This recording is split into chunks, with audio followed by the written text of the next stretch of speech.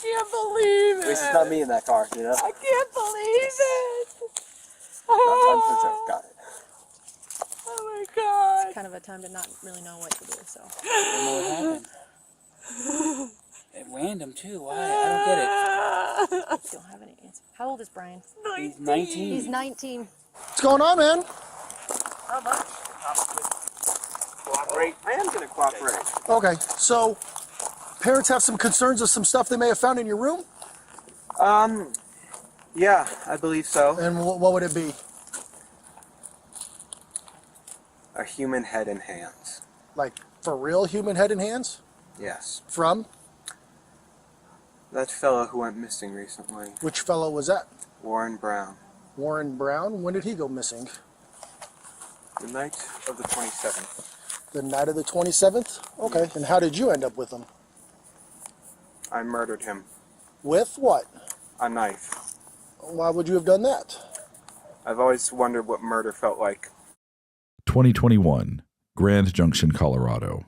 It's the first day of March, and Warren Barnes, a 69-year-old man known to hang outside of Monique's Bridal and Formal Wear on Main Street in downtown Grand Junction, hasn't been seen since Saturday, February 27th. But if you've ever been downtown, you guys would see him. He looks walks familiar. Main Street. He's Brett always probably knows him if he's talking to him. he's always on Main Street, just with his backpack, just walking and coming down to the shop to sit in his chair, pretty much. How do you know Warren? I own Monique's Bridal downtown, and I give him a chair to sit and read his books.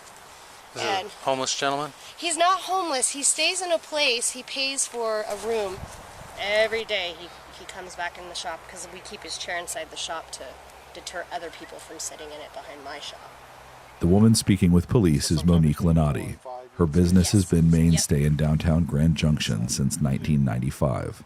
Monique and her daughter spent time getting to know Warren over the 4 years he's been a fixture behind her shop. He loves reading, feeding birds, and eating Subway sandwiches. To outsiders, he may have appeared unhoused or out of work, simply because he wore the same clothes every day. But Warren is different.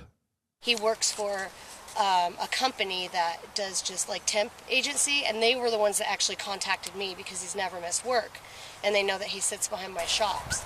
So every morning it's around 6? Yeah. Without fail? Without fail. 7 days a week? Yes. He is there every morning. All by himself? Yeah. Those who know him quickly take a shine to his kind and gentle soul. And he's the nicest guy ever. Rough looking, but he is the nicest guy. And he buys Pall Mall Red 100s every day and a donut. Warren Barnes is quiet and never bothers anyone. He passes the time reading books, so the locals dubbed him the Reading Man. But I know he goes to the library a lot as well, because he, like I said, he reads books. Loves to read. And Warren has a routine, one you could swear by. So when he didn't show up to work on Monday morning, March 1st, his employers at the temp agency were concerned. what raised concern with you today to report him missing? Because the place People Ready called to see if I had seen him because he didn't show up for work, and he's never once not shown up for work in the 4 years he's been working for them. So I said no, and that I hadn't seen him since Saturday. I don't know, I just have a really bad feeling because it's unlike him. And that's the weird thing is I said, I'll see you tomorrow. He said, I'll be here, I'll see you tomorrow. And then I didn't even think about it when he wasn't there, really. Does he ever have anybody sit and read with him or No. next to him? Mm-mm. Has he mentioned talking to anybody? No, he doesn't associate with a lot of the transients because he's not like them. He's very intelligent. I don't know why he's homeless. I never really got into why he chose, I'm sure you asked him. Did he ever talk about his family or where he came from? So he has, I believe, at least one child, but they don't talk. Okay. And he said that they talk maybe once every 3 or 4 years on a holiday, but that he hasn't spoken to So he him, probably didn't go for a visit. No. He wouldn't have, and if he was, he would have told the People Ready place he wasn't going to be there for work. He was very all about having that so he could afford his place to stay. With no family that she knows of to call upon, Monique decides to start searching for him on her own. She posts a picture of Warren on her Facebook page asking people to be on the lookout. Meanwhile, 5 miles across town, Something odd had been unfolding over the weekend. In the Colorado River just off the Blue Heron boat launch, a car is partially submerged in the water. The driver, 19-year-old Brian Cohee, had accidentally driven his 2007 Ford 500 into the river and was in over his head. Literally. So he called his parents, Brian Sr. and Terry Cohee, to come to his aid, and they called the police for further assistance. The tenor of the scene just off the Redlands Parkway is lighthearted. Everyone's laughing and joking around, even though it's in the middle of the night and it's dark and freezing.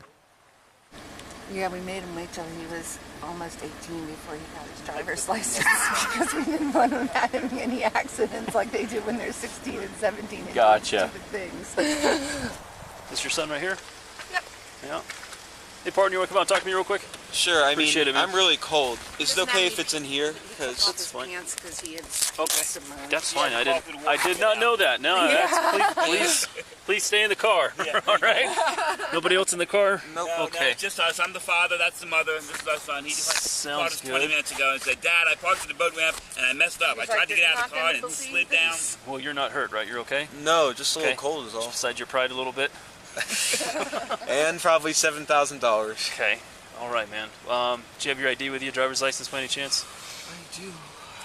Thankfully. What were you doing down here, bud? Well, I felt like I needed to get out, Okay. and I figured, why not park here and just relax a little bit? relax and think. Okay. And I parked on the boat ramp, Okay. and I thought it would be easy to get out. Uh-huh. But when I tried to, Where did you park exactly? Were you down the hill a little bit? Yeah, just a little bit. Okay. And then When he got back in, go ahead. when I got back in, I tried to put it in drive, and it didn't go up. So then I tried putting it in low gear, shimmying it a bit. That didn't work. Were you facing down? No, at I this was point, or facing. were you I was facing facing this way? up. Okay. You back down? Yeah. That's a really good Because idea. that seemed like the easiest one. That is very Because of the propulsion of the rear tires, I figured they would be able to push. Okay. But yeah, then. Okay. Yeah, then it slid into the river. I was able to get out. Because I was like, it's not a crash. He just Dude, it's like 8 parked feet it out in the water. He parked it and basically couldn't get it up. It just lost traction, looks like, and then he actually went in it down in the water. He's not hurt at all, so I'm like, how are you going to get this car out if possible? Does he need to stay here? Or I'm sorry? Is he free to go? I'm sure he'd like to go home and get warm. I'm sure he'd like to get some pants on. Yeah, right? Yeah, it's not a crash. It's Okay. simple It's mistake. just a stupid Nope. accident. So, Yep. All right, I'm going to take him home then, and then we'll come back here and see if we can figure out what's what with the tow truck driver. son has no pants on. After taking Brian home to put some pants on and warm up, the Cohees returned to the scene at the boat ramp around 3 a.m. And this is when things take a turn. The crew recovering Brian Jr.'s sedan from the Colorado River has just spotted something troubling. Hey, quick question for you. Sure. So the back bumper, I don't know, you can probably see it from here. It's a lot of red on the back of that. Dripping down it all a little bit. But underneath the license plate, a little area right there. Okay. Okay. A lot of red, which means looks like blood. Blood? Yeah. I don't know if did your son hurt himself on his way out at all? know. He might have, he just didn't know it. I don't know. That's why I'm asking. It's a good question. He's at home. Is he make sure he's not got a cut or He just said he's going to bed. something out on him somewhere that he's not aware of? Maybe because his adrenaline was a little high. Maybe just have him do like a self check, make sure he's okay. Hello? Brian, are you okay? They see blood on the back bumper of the vehicle. Really? Yeah, did you get hurt? No. What? Are you sure you don't have any injuries? No, I'm fine. There's blood on it? We're not sure. We're not It's sure. It's a red, something red It- underneath the license plate. similar blood stain. Oh, no. All right. But you're not injured. You don't have any cuts. No, I don't know what would cause blood or whatever it is on the bumper. But you're not injured. No, I'm not injured. Okay. Alright, Freezing. I'll call you back. Ooh, it's cold out Is it good? My car good? No, No, Brian, they're they- trying to get it out. They got to rehook it and try it again. They're having trouble getting your car out, buddy. Alright. We'll call you back. Call you back in a little bit. If I can send a message on. Bye. I got to move my car. Sergeant is there. I got to move my car for the driver. Okay. The car is finally removed from the Colorado River, but the blood is still piquing the interest of everyone on the scene. What'd they say about us looking in the trunk? They're good with it. Okay. The officers are unable to get into the trunk. Brian seemingly locked it before driving it into the water. The car is released back into the custody of the Cohees the next morning. Brian Sr. decides to clean his son's car. After all, it had been in the river for hours and badly needed it. So I'm like, okay, let me get this car started for Brian. He's got to work. So right away, I popped the hood, unhooked the battery, because it was dead, tried to charge the battery. I started going through the car, vacuuming out all the water. Right. Did as much as I could Saturday. Went back out there this morning, just to continue. And I opened the glove box, and there was a knife in the glove box, underwater. Okay. The glove box is full of water. Very large knife. Okay. And then, as I go around the passenger door, I open the passenger door, and there's a wallet in between this door and the gun or whatever. Okay. And I open up, that's not Brian's wallet. It's frozen solid. I'm like, oh my God, that's not Brian's wallet. Between the blood on the bumper, the knife, and the stranger's wallet, Brian Sr. had some questions for his son. Okay. But first, he makes a phone call to a company whose business card was found in the wallet. That's not Brian's wallet. So I take him aside, and I ended up getting one of the wads of cards out. There's a labor ready. I read that, so I called labor ready, and then another one. There was a social security card. Okay. I was like, hey, this is a weird call, but I've got a wallet here with so-and-so's name, and I'm hoping he works for you all, or you subbed him out or whatever. Oh, yeah, my one, we've been missing him. Yes, he didn't show up today. I'm like, oh, my God, now we've got a missing person. Okay, well, I found his wallet at Blue Hen Program. So here's my name, here's all my information. If you get a hold of him, tell him I've got his wallet here at my house. Okay, so I left that like that. Brian Sr.'s next phone call is to Brian Jr. Call Brian. Brian, what's going on? Why is there a wallet in the car? Oh, I found it down at the book ramp when I was down there walking around. Okay. And he was so sincere. I took it all. I want to believe him. It's my son. Sure. You found him. Well, Brian, how come, and all this going on in the last 2 days, well, how come you didn't tell us about the wallet? Dad, I was just so excited with all the going on. My car getting towed. Look, it's wet now. It won't start. I didn't think about it. I didn't think it was important, Dad. I'm like, Brian, who is this Warren, whatever guy? Mm-hmm. Dad, I swear to you, from the bottom, I only know one Warren. He's my school friend. It's not him. I believe him. Unbeknownst to Brian Sr., his wife Terry, who operates a child care facility out of the home, is almost simultaneously making a chilling discovery in her son's room. And then I started working on my house, doing some drywall repairs, just doing other things. Left the car alone, didn't let it dry out. My wife called, get over here right now. Drop everything, leave right now. 111 is John. What's the address emergency? Hi, there is an emergency. I found something in my son's closet wrapped in a plastic bag. Okay, what was it? I think it's a human head. It's a what? I think it's a human head. Why do you think it's that? Because it looks like it's all an ear. Is it bloody or does it like anything like that? I just need to come. So I had to take a picture and send it to you. What's the address? Is your son there now? He just pulled up. We wanted to make sure he was here before we called. How old is he? 19. He's had a little bit of a fascination with the morbid, but he was channeling it, I thought, into becoming a crime scene investigator, but not so much. Do you think he's going to be cooperative with us? I don't know. I don't think he'll be violent. Just came back from his friend's house. Does he have any weapons in his room, or do you guys have any in the house? I don't know. I think that he has a shotgun, but we can certainly remove it immediately before he gets in his room. He's out by the car now, so. Is the bag still in the closet? No, it's in my kitchen sink. And there's a secondary bag that I have not opened.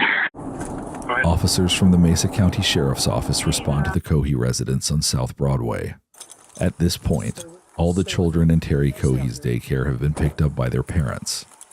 Outside the home, at the end of their gravel driveway, Brian Sr., Terry, Brian Jr., and Brian's brother Andy await police. Okay, so parents have some concerns of some stuff they may have found in your room? Yeah, I believe so. And what would it be?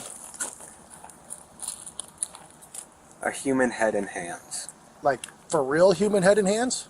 Yes. From? That fellow who went missing recently. Which fellow was that? Warren Brown. Warren Brown? When did he go missing? The night of the 27th. The night of the 27th? Okay, and how did you end up with him? I murdered him. With what? A knife. Why would you have done that? I've always wondered what murder felt like. Okay, where did you do that at? Underneath the bridge. Which bridge? The one past Okay. near the weird intersection. Okay. Do you have anything on you? He's going to cut, poke, hurt, stick me anything without reaching for nothing? Don't reach for nothing. My phone and my wallet, that's okay. it. Well, I'm going to have you face that way. Put your hands on top of your head for me real quick. I just want to make sure you interlace your fingers for me real quick, all right? Go ahead. Phone? Okay. How do you know this guy? They told me that was what was in the wallet. What do you mean that was? No, Brian, how no, did you come across this How'd guy? you come across the gentleman? I was driving. Uh-huh. And I saw a strange shape near the railway. Uh-huh. So I parked my car and investigated it. Okay. And I found it to be a man sleeping. Okay. Where's the knife at? It is in my sunken car. Well, it's in my car. I had that previously sunken. This is going to be an invest, and I'll take it from there. Okay. So, did that happen when you crashed your car? Or is that totally different? That's related, but a different event. Okay. How's it related? Well, when I killed him, I tried disposing of his body by putting it in the river. But I parked too low in the river. And where's the rest of his body at? Huh? Where's the rest of the body at? What parts? The body, Brian. Where's his body? Down the river. Okay. I'm going to have you walk over here. You're going to sit in the back of my partner's patrol car for a minute, okay? Not yet. Okay. Just sit back there and hang out for me, okay? 200-pound, 6'1" Brian Cohee is cooperative and polite, if not a bit awkward. The female officer from the Mesa County Sheriff's Office helps the 19-year-old into her patrol car. How are you? I'm good, sir. How are you?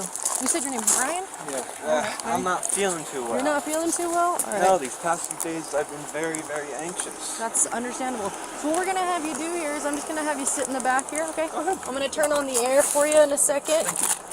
That way you're not too hot. Are you a hot-blooded or cold-blooded kind of guy? I am very cold-blooded. I prefer cold. Well, no, actually, sorry, hot-blooded. Hot-blooded. So you prefer the cold. Okay, fantastic. Thank All you. right.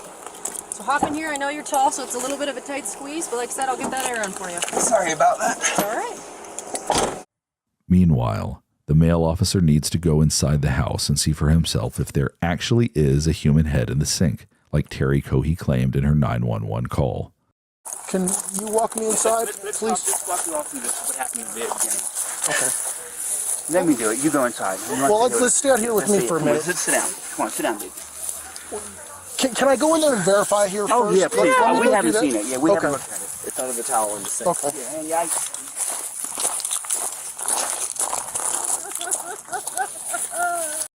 Stay with your mother. Give her Just make sure that guy goes in the car first. I can stay here. You can go in the sink, right? Well, The sink okay. right there. No, you can understand. House is empty. Okay. We had a bad feeling about what happened this weekend. Okay. And she said there's a bag in this closet, and she opened it up. And she called me and said, get over here right now. I covered it with a towel. Okay. I didn't want him to see it because we didn't want him to run. I don't want to look at it.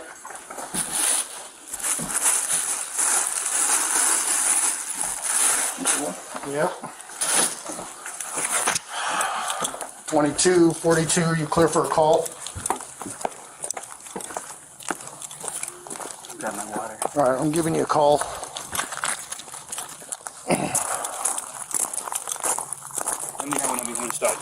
Yeah, let me get this figured out.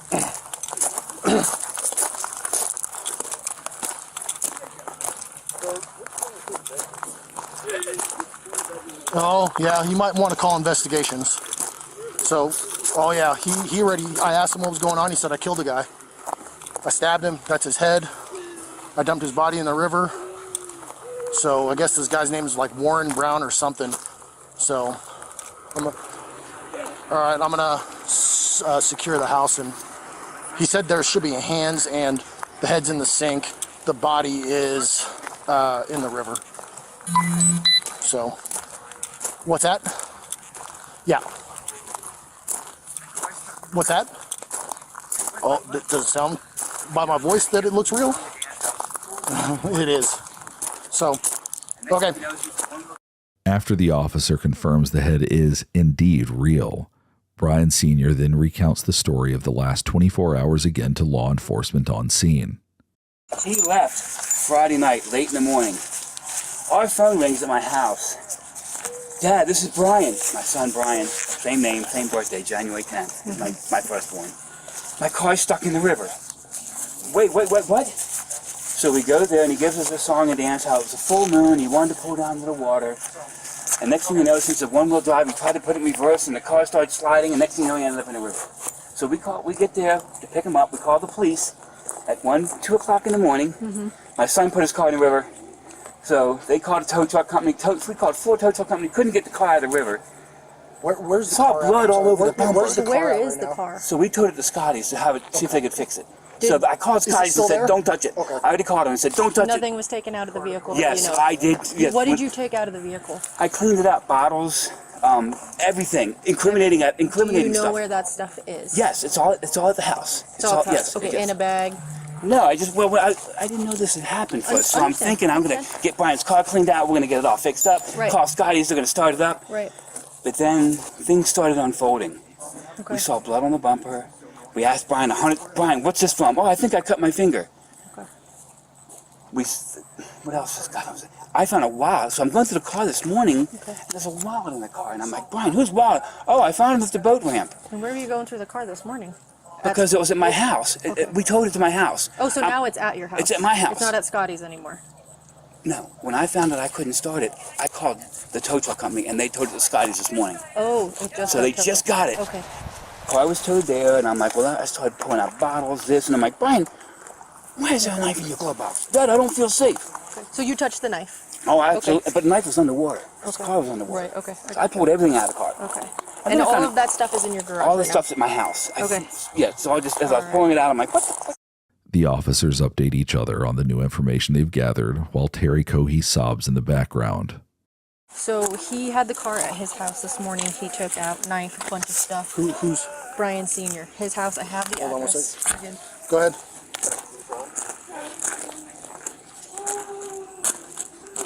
I copy.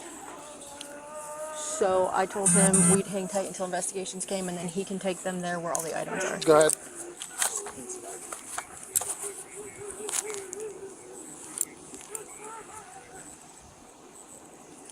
No, we're fine. We've got him sitting in a patrol car right now, and it's just the family here, so we're good. I appreciate it.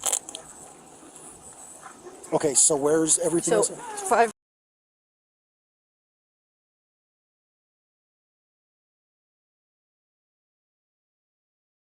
He had the car at the house this morning. He pulled the knife, all sorts of stuff. He said there was blood all over.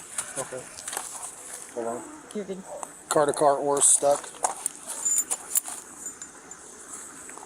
We'll also have a second address that'll have to either go through on consent or through a search warrant. It's going to be fine.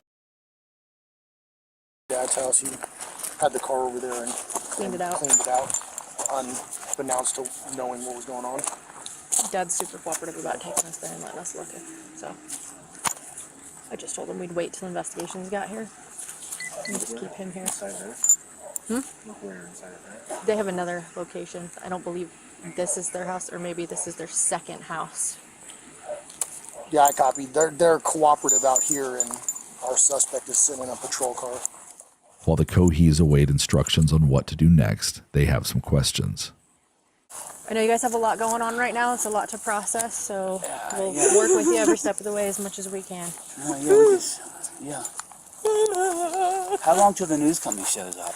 We're going to try to keep booked out a while, so we're hoping. We need to get clearance from you so we can get out of Dodge. Yeah, don't. Because I don't want to. We can't have news in front of me. I run the life jacket program here in town. Okay. Biggest thing is our investigation unit. Oh, absolutely, here and talk to you guys, absolutely, sure. Like I said, even if news shows up, we're not going to let them down here. Thank you. So okay. Just focus Don't on let them up there breathing either. They'll and be able to kinda- see stuff from up there too. Well, nobody else should know about this right now. Yeah. Okay. Good. Okay. So, and again, be careful who you guys talk to, who you No- tell no- anything. nobody. or We haven't anything. told anybody Nobody knows- anything. Nobody knows but you. Perfect. Same goes for you. Yeah, Are yes. you family, My son. Family, Yeah. Second brother. All right. Second son. Okay. And your name? Nice to meet you. Sorry, we're meeting this way. Oh my God, I can't believe it. At least it's not me in that car, you know? I can't believe it. I'm sure Got it. Oh my God. It's kind of a time to not really know what to do, so. I don't know what happened. At random too. Why? I don't get it. Don't have any answer. How old is Brian? He's 19. He's 19. 110-02. Mom, 19. what's your name? My name's Terry. Terry. Okay. Are you okay? Do you need any medical? Well, we're waiting on a call from my doctor. Okay. Okay. All right. So hang tight right here. I got to chat with my partners again. Sure. Okay. Brian, when would you say this? What night did this happen?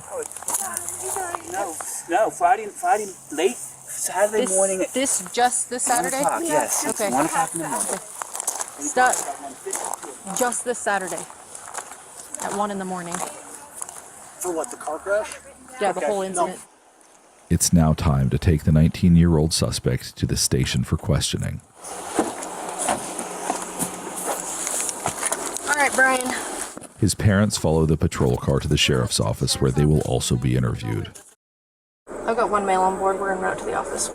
On the drive over, Brian Jr. makes light conversation with the sheriff's deputy until he notices where they are. What time is it? It is 2:32.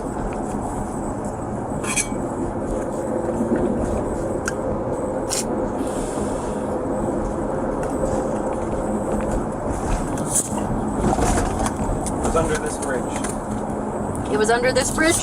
Yes. Okay.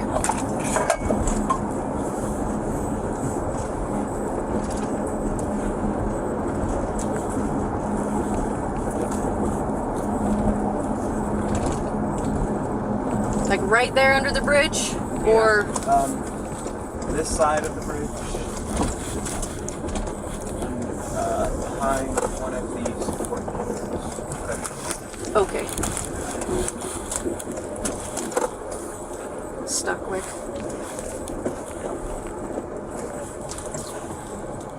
He said it was the bridge here right by the jail.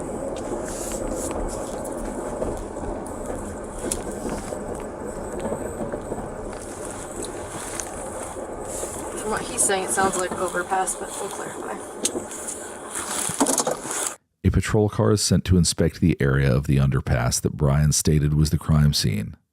There, officers are quickly able to confirm he was telling the truth. It's right here. Oh, you see it? Yeah. Because there's an arm.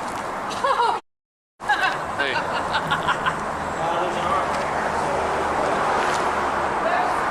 Good search ever. There's an arm, there's another arm. Okay, hold on. Do some pictures. Start right now. There's another one. I don't have a clue. Okay. This is like something out of TV. Yeah. Just having a discussion with the deputy chief about how these kids don't have any remorse.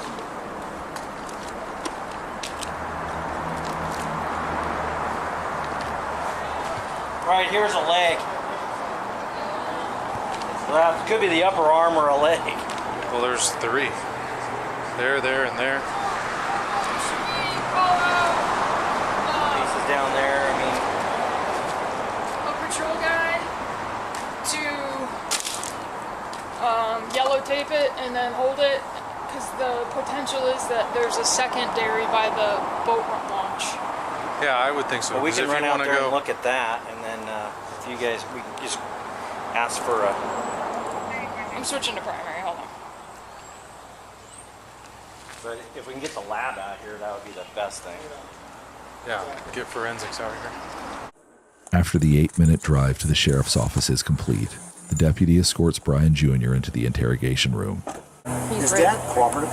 Everybody's cooperative, including Dad's Brian Sr., son is Brian Jr. They're ready for him. Okay, cool. Let me call parents, let them know to park here, and then we'll have someone meet them up front.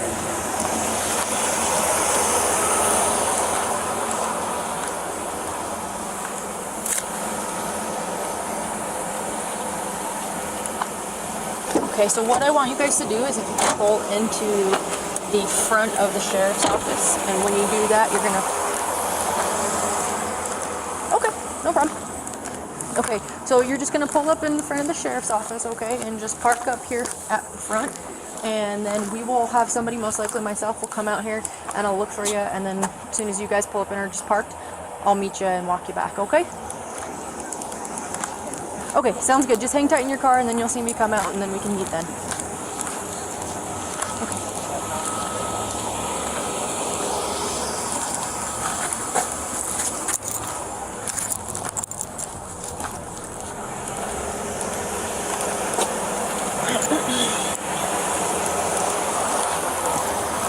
Okay, I'm gonna walk him back. Okay, thank you.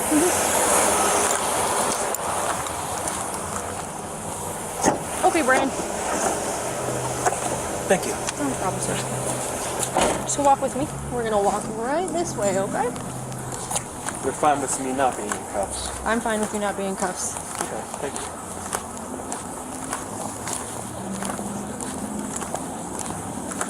Alright, Brian, open this door for me, please. Oh, let's pull it. There you go. Okay, sorry, I thought You're it was good, locked. you're good. Alright, just face that glass right there for me. Okay. Just walk over for me, Brian. Alright, slow it down. You're a big guy. Slow it down. Sorry. You're okay. So we're gonna take it right here. Okay, keep on walking. Yes. Walk through these guys here. Oh, I should have a mask. You're okay. Don't worry about it, okay? Keep on walking. Yep. Alright, we're gonna take a left. Keep going. Take another left. Hard left. Right here. Right here. Sorry. You're alright. So have a seat, and we'll be with you in a moment, okay? Thanks, Brian.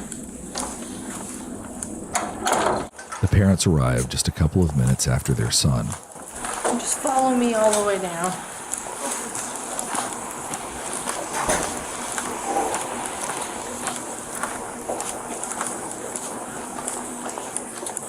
We're gonna have you guys have a seat in here, and we'll do what's true. In the interview room, Terry Cohee is understandably upset and anxious. Her eldest son has just admitted to murdering a stranger for the thrill of it. The detective wants to know the question on everyone's mind at this point. What would drive this seemingly non-violent teenager to murder? Tell me about Brian. Does he have any kind of mental issues or disabilities? That's why we were told he has ADHD. Okay. So we put him on ADHD medicine. He detected it during the summer or weekends only when he was in school. Okay. In middle school, he started exhibiting antisocial behavior. Okay. Just saying things to get kids riled up and thinking it was funny. Okay. And the doctor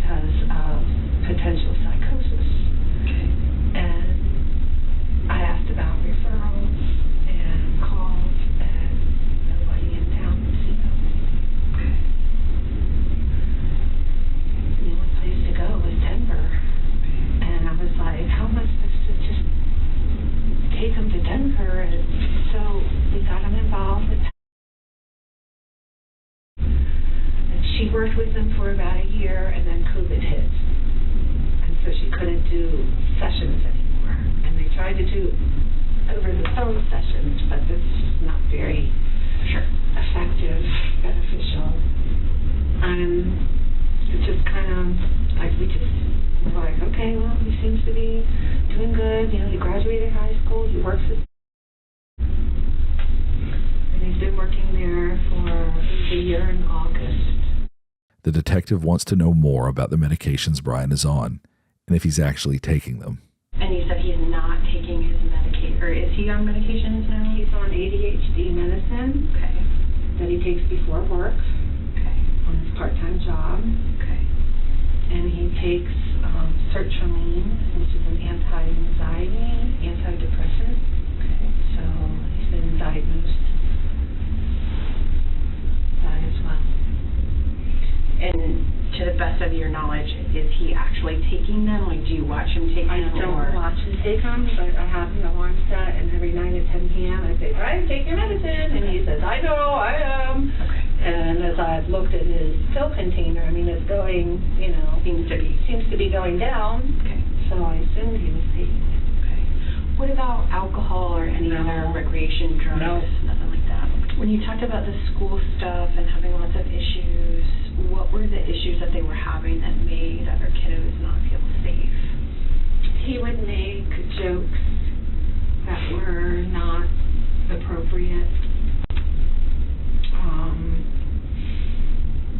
He got suspended a few times, like for behavior that wasn't acceptable, like this one girl that he knows very well. He knows that she has a lot of issues, and that loud noises frighten her.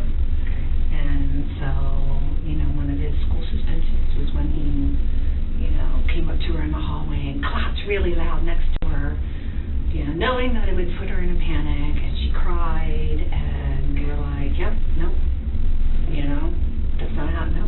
You knew that would upset her, and you did it anyway. And he got suspended for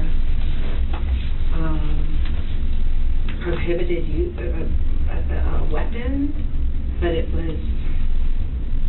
there was another boy who brought in nunchucks to school, okay, on the school bus, and Brian was like, wow, cool, you know, and I think this was in 11th grade, and so Brian was like,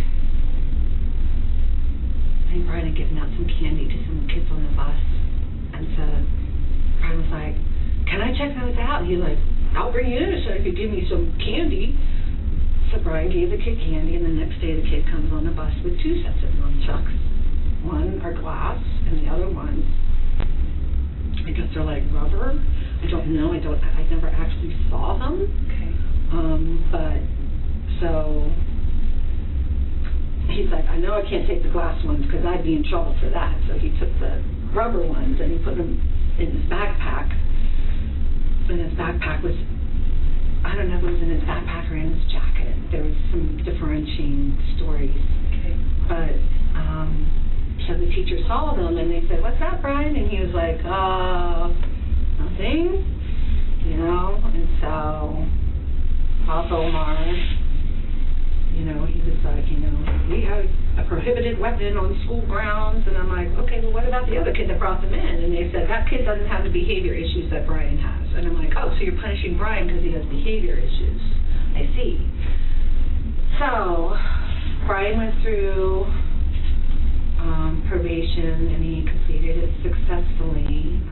The line of questioning pivots to Brian's behaviors and interests.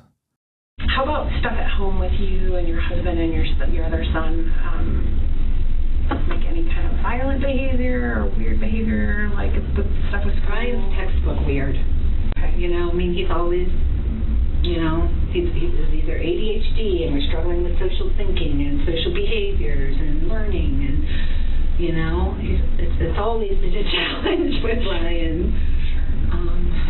But not violent behavior towards you and your husband. What about other kids in the neighborhood or on the bus? He didn't really, you know, he had a couple of friends that he's had since elementary, but you know, he had a morbid sense of humor and would make jokes, and I'd say, Brian, that is not funny. And he'd go, yeah, it is, Mom. You just don't get my sense of humor, you know. But some of his behaviors that we attributed to autism, like the flat face,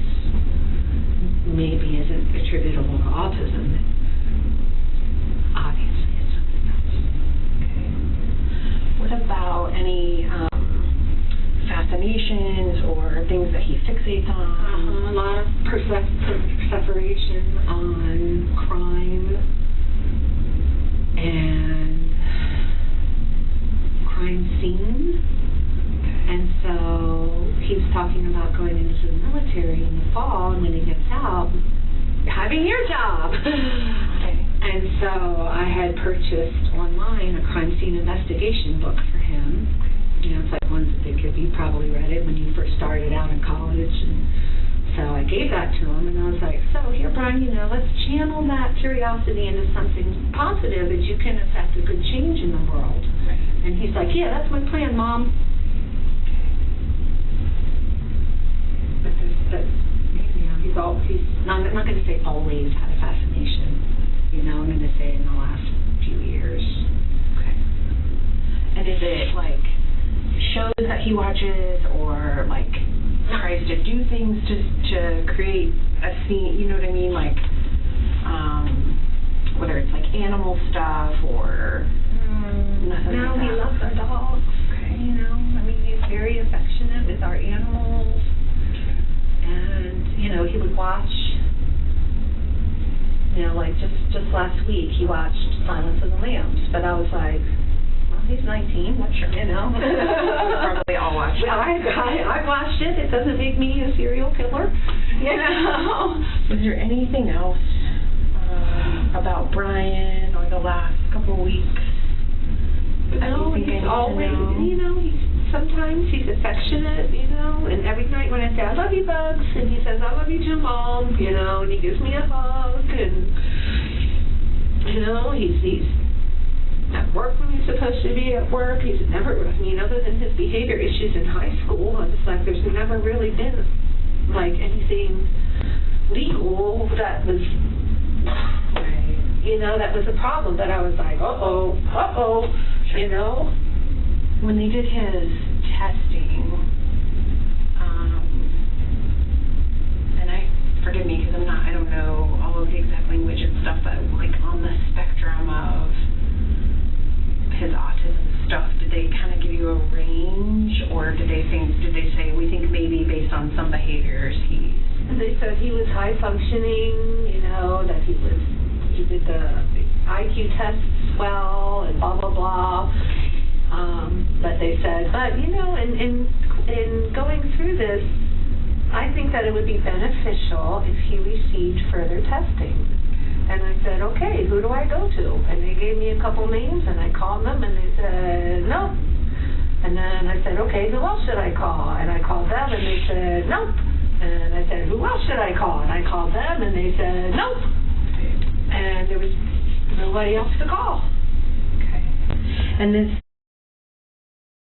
services, is she just kind of doing some basic counseling type stuff? She works specifically with autistic children. Okay. And so we were referred to her from. Okay.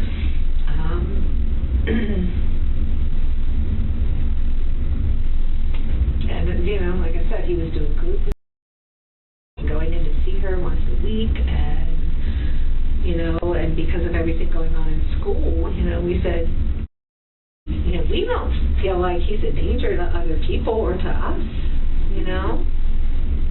Maybe himself, if, you know, something happens, but, you know, and I was like, do you think he's a danger to others? And she goes, well, from the discussions we had, I can't really make that determination, but...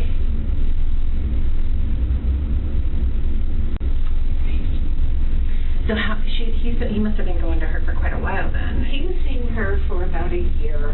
He had been seeing her for a year and a half, but he wasn't making any progress with things. Just kept getting worse and worse. Behaviors were worse. Like I said, there's never any violent outbursts.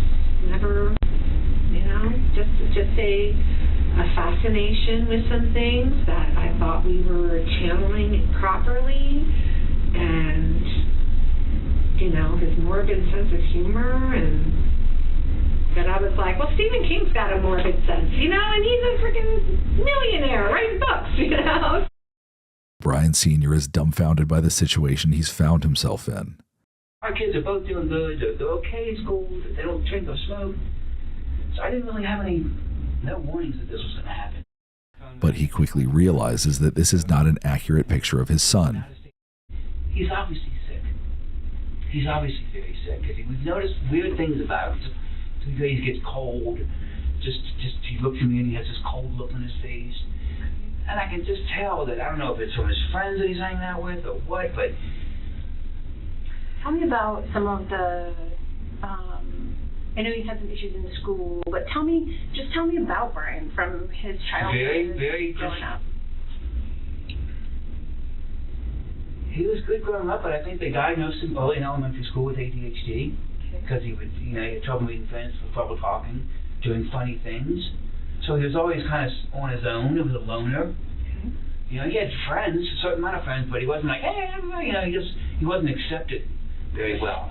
In school, he wasn't accepted, I know that, but he's got friends that he hangs around with, respectable friends, and we just thought but it just seems like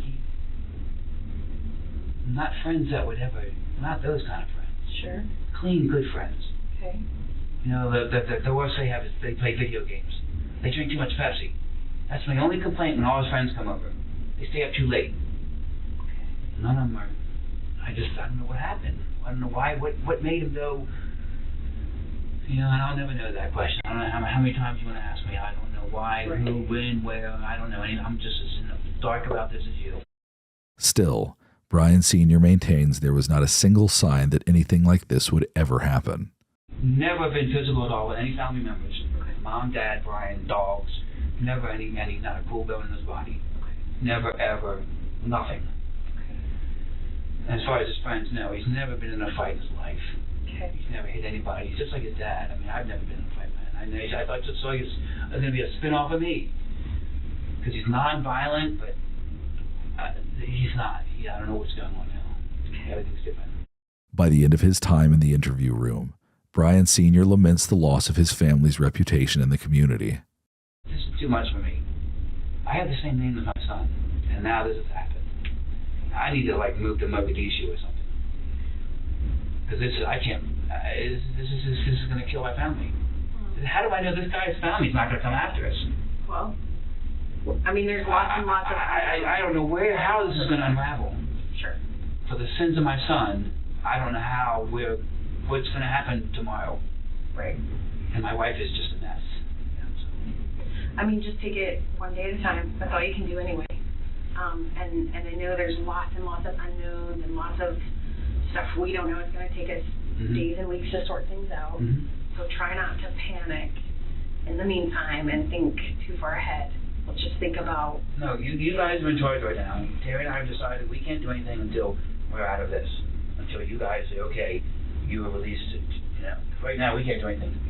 Well, we can't go anywhere. I'm not working anymore. She can't have any more kids anymore. Everything's over. It's all done now. It's over. Our lives are totally over. She runs a licensed in-home daycare. She can't have a license anymore. I don't think that's true. Oh, okay. Well, her parents, when this hits the news, all the kids are going to be pulled out. Maybe.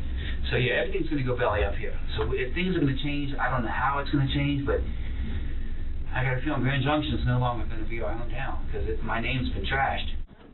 In another room at the Mesa County Sheriff's Office, Brian Cohee Jr., now under arrest and charged on suspicion of first-degree murder, has waived his Miranda rights and is ready to talk with investigators. They waste no time getting straight to the point. How did you get here? I murdered someone. Okay. But how did you get to my office? Well, the police drove me here from my mom's house. Okay. You said you murdered someone. I did. Did you know the person? No. No? No. I was driving one night. I was in a, shall we say, bad state of mind. Okay. I saw a strange shape by the railway tracks, so I investigated, and it revealed to be a homeless person sleeping. Well, I presumed homeless, because he was there. Okay. So, I stabbed him to death. Okay. Then decapitated his head and hands and arms. Okay. I then took the head and put it in my car trunk along with the hands in bags, plastic Ziploc bags. I took it back to my house, cleaned off the knife, tried to hide the head and hands, removed the trash in my car that was stained in blood. And then I tried sleeping. However, I was quite stupid, shall we say, because I decided that's too much evidence. The body needs to be dumped in the river. So I took the body in the trunk, drove it to the Blue Heron drop-off point, and unsuccessfly dumped the body as I parked too low down the ramp. The ramp is mud and dirt, so unless you have four-wheel drive, you're not getting out. And I was unable to get out, and my car flooded. Let's see, I killed him just after 11, February 27th, 2021. And then I dumped the body. I tried to dump the body. I'm trying to remember the time exactly. It was 1 a.m. Okay. And yeah. So that sounds fascinating. What do you want to know? To start back at the beginning and go slow and tell me as many details as you can remember. So, because I mean, I'm already going to jail for this 15 years probably. I have no idea. Because we're at the beginning. It's murder. I mean, I'm going to jail for 20 probably, but so I figured, why fight it? Okay. So what's important to me is to learn as much about you and what you did as I can. Well, as many details as you can give me, the better. I drive a 2007 Ford 500. Okay. And I keep a small 18-inch bat in there for self-defense. Okay. And a large kitchen knife in the glove box, both for self-defense, because I don't really trust anyone, or really any part of this town, so that's why I have both. And let's see, yeah, it was the night of February 27th. It was a full moon, and I figured I can see so well, why not drive out? And I am in a bad state of mind at that time. I have major depressive disorder, so I am not thinking, shall I say, positively. Okay. And I'm cruising around for an hour and a half. So I fill up on gas halfway through, and I'm eventually driving underneath the bridge near the sheriff's office. You know, like how... Oh yeah, go ahead. There's a road underneath, right? Out under the overpass. And I was driving along, and I see a shape here on the railway track. So I'm like, oh, interesting. So I go up, and as I'm looking, I see a large thing wrapped in a canvas. Okay. And I'm like, that's a homeless person. So I grab my knife, I put on 3 layers of gloves, because plastic gloves can betray their users because they're so thin, those vinyl gloves, by putting your fingerprints through. So I put on 3 on one hand. I took the knife, I pulled back the canvas, and I stabbed his neck. Okay. He was panicking at first. In his old man voice, he was in his 50s. I know why I call him an old man. He was saying, "What are you doing? What are you doing? Why? Ah!" And I just kept on stabbing his neck. It's okay if I do a demonstration. Oh yeah. This is him. I was straddled on top of him like this. Okay. And he couldn't fight back. It was actually surprisingly easy. I was barely breaking a sweat. I thought, oh, this guy, he's going to be tough. But no, it was actually surprisingly easy. And during the time, I was growling and making animalistic noises. Why were you doing that? I suppose it was a frenzy. Okay. I was so excited, so rushed up on adrenaline every day. Let's just woo-hoo. And I paused, and he said, "Why are you doing this?" And I said, "I've been wanting to do this for a long time, murder someone." And then I continued. The whole ordeal lasted about a minute and a half. Okay. And I stabbed, when I was finished stabbing him, he took out his last breath, a grunt, and his head was halfway cut off. and stabs. All the while, no, actually, after I killed him, I just couldn't stop saying, stinky, dirty, dirty, stinky, stinky. I wasn't smelling anything, but... And why were you saying that? I don't know. Okay. And, But you remember doing it, so... Yeah. I suppose it was just me speaking out my mind at that moment. It was a pouring out of the mind. What are you worried about? I mean, this looks like it's pretty close to the road and stuff. Somebody seeing you or catching you? It was 11 p.m., so not many were driving by. Well, it was behind the pillar. So, like, here's the road. It was here. So people would only see a brief thing here and here. So were you worried about them seeing you? I was worried about one of them stopping. What did you think could happen if somebody... Well, if they looked, well, it was quite dark under there, so they wouldn't have seen the guy unless they looked. They would have seen me holding a bloody 12-inch knife, wearing gloves, and wearing a mask to conceal my identity, a face mask. Okay. So you weren't doing it for COVID, you were doing it to hide your face? Partially. Social distancing. Right. Yeah, but no one stopped. And I'm just like, proves the bystander effect. Nonchalantly, the killer goes into chilling and graphic detail about what he did to Warren Barnes' body. We'll spare you the gruesome details. He then tells the investigators what he did with the various body parts once he was home with them. And then I left his body there. And then I took the head, put it in a leftover pizza box from the dinner a few nights ago. And then I took the hands, put them in the back, drove home, hid the hands and head in my room, cleaned the knife, threw away the garbage with the blood on it, and then put the blood stained, wasn't stained, it had splatters on it. I put it in the dish, in the washing machine. What did you put in there? I put the outfit I murdered him in the washing. Wearing, or? Yeah, I was wearing. Okay. In the washing machine, put it on high speed so it would effectively remove the blood. Washed it twice. And then I tried going to sleep, but I was worried that because there was a hole in my gloves right here, I was worried that they would be able to obtain a partial print.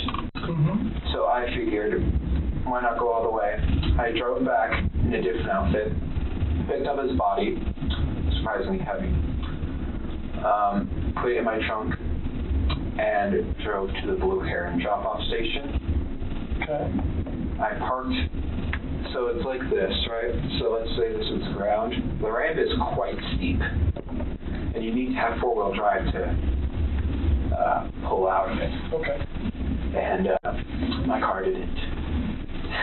I thought, so I pull in, I thought that I could drive out. Because I put it in reverse, A, so that it's easier to pull the body out, and B, because the back tires would provide propulsion to push up. Right. And I open the trunk, I take his body out, I put it in the water, and because I don't want fingerprints on a body, so I just try moving it with my shoes. That works successfully. He goes out some part in the river and floats off. Okay. God knows where he is now. Investigators are still curious to get to the bottom of Brian Cohee's state of mind at the time he committed the murder. And you talked about you were just kind of in a bad space that night. It was, yes. Okay. Why were you in a bad space? I didn't take my medicine, and plus for years I was wondering what murder would feel like, because like Ted Bundy and the Zodiac, they all say murder is the best feeling in the world. So I'm like, I'm going to try that. Okay. So for some time I had been wondering when it would happen. I always knew I would be in this building, whether it was as a criminal or a police officer. Okay. Because I was planning to go in the military, go into forensics. Okay. All right. And how long do you really, honestly think you've been thinking about really at some point you wanted to know what murder felt like? A year. Okay. All right. And you said you read books? I read books. I have a book on forensics. Okay. Did you read the book, the Ted Bundy book? No, I have not read the Ted Bundy book. Okay. I probably have seen excerpts. Have you seen, like, little comments from it or things like that? I'm not sure what book you're talking about. The one you mentioned, the whole stuff about Ted Bundy. A lot has been written. No, it was on the internet. Yeah. Okay. All right. And Pete has studied him too. Yeah. So crazy. You seem more like Ed. You know who Ed? Ed Gein. No, Ed in California. Big Ed. Ed Kemper. Yeah. Studied him? You remind me of Ed Kemper. I know of him. He was a Goliath. He was 6'9", 300 pounds. So can I ask you a question? Almost all those people did this for some sort of, whether they had sex with the body or it was some sexual gratification in their mind? Criminology, there's different types of... I'm not a serial killer by no means. But with serial killers, there's different types of them. There's organized, disorganized, visionary, missionary. I'm just wondering what gets you excited about doing it? Well, I'm not really sexually attracted to it. Okay. I was just asking. It was just curiosity, more or less. And you said you studied criminology and forensics and all that? Not college study or school study. It's like a passing interest. I understand. But what were you worried about, like leaving evidence behind or being caught? Totally. So tell me about that and what you did then. Well, I was figuring the police don't. This is not to be taken offense, but police, they don't seem to care as much about high-risk individuals, homeless people, prostitutes, etc. So I was deliberately looking for someone who lived that type of life. Okay. And I found a homeless person, and the original goal was just leave him there. But I was worried about the fibers on the outfit I was wearing that would be on his clothes and stuff. So I deliberately messed up the clothes. Okay. Not cutting them up, just throwing them around. And I was worried about just how long it would take to find him, because it's a somewhat traveled road. Eventually someone with the windows down is going to smell something off. The police have a nose for that type of thing. They're trained to be able to identify the smell of a corpse. So that's where the river idea came from, because a river will wash away a lot of evidence. Rivers are quite tricky. And obviously that was botched. So how long have you been planning or looking for someone to do this with before you found this guy? About a year. About a year? No, 6 months. So have you come close or seen somebody or chickened out or anything in the past? No. I mean, I was looking for a deliberately secluded place like that one. I wouldn't just go up in Clifton and find someone walking down the street and stab them. No, that's too public. Everyone sees that. Well, have you looked like at the homeless places or anything in the past? I have, yes. I would go on night drives often, maybe once every 2 weeks. And I would just peruse the streets. Okay. So before this guy, how close had you come in the past? Not at all. Not at all? You just drive around? Yeah, look, just try and find someone. Is anybody interesting No. in your mind thought of a plan?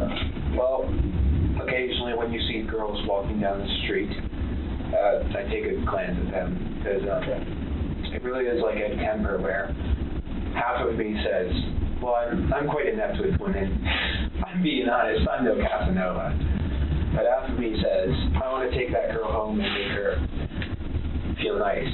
And the other half of me, it's just like what Ed said, is I want to see what her head looks like on a stick. And so occasionally when I'm driving down the road, if I see someone that catches my eye, I'll just like... Were you worried about getting caught while you were doing it, or before you did it? I was worried about afterwards. For this past day and a half, including this day, I felt so anxious. Because not only is my car in the river, There's blood on it. There's body parts in my house. My parents like to look through my things occasionally. And when they see blood, and eventually when they're going to get the news that a body was found in the river, that's very much circumstantial evidence that's pointing to me. So I was very much anxious these past days that I was eventually going to get caught. Okay. What did you think would happen if you got caught? Well, I figured my mother would have confronted me about it, but no, she didn't even say it until the police arrived. I thought the police would handcuff me, but apparently I've been cooperational, so. Detectives' line of questioning moves on to the big question. Why now? So what in your life has changed, or what in your mind has changed to make you... I don't know.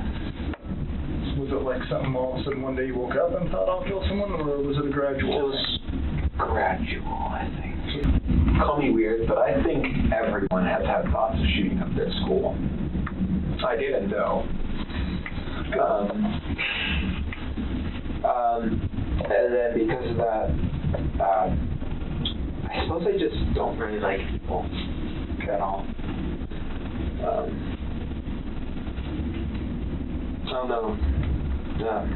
So thoughts of shooting up the school to today, what has happened? Well, last year my parents found a kit I had been assembling. It had hammers, shovels, knives,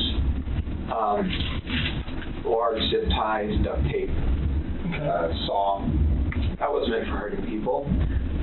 They found it though, and they were ready to call the police until I had convinced them it was via other methods, for other things. Like,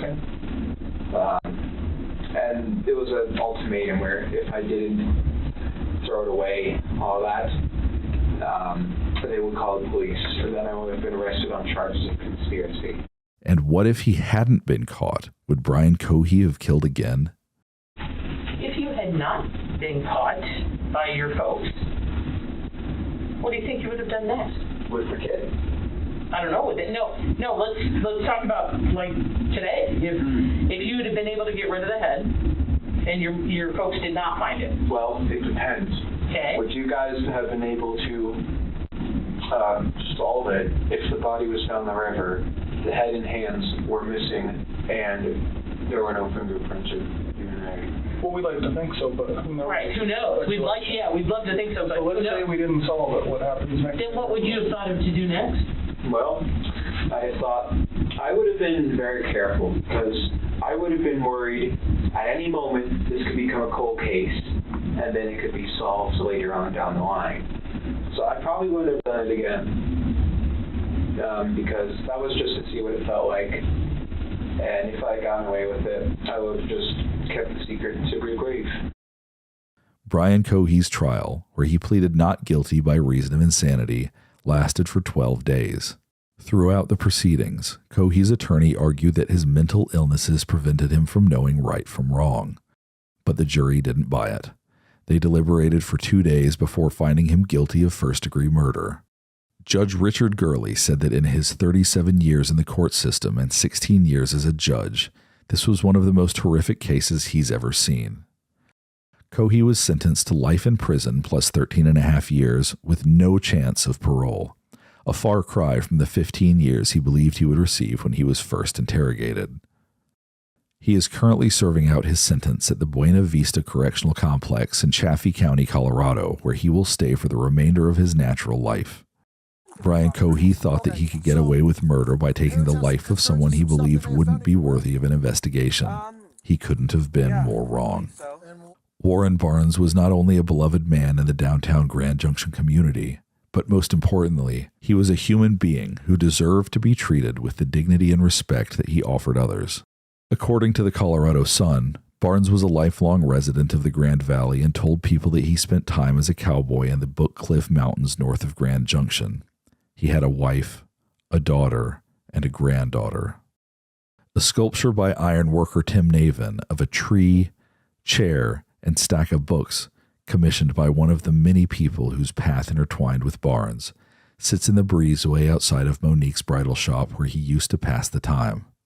His mantra, "And you also," is inscribed on one of the books. The memory of the reading man lives on in downtown Grand Junction, despite a monster's attempt otherwise.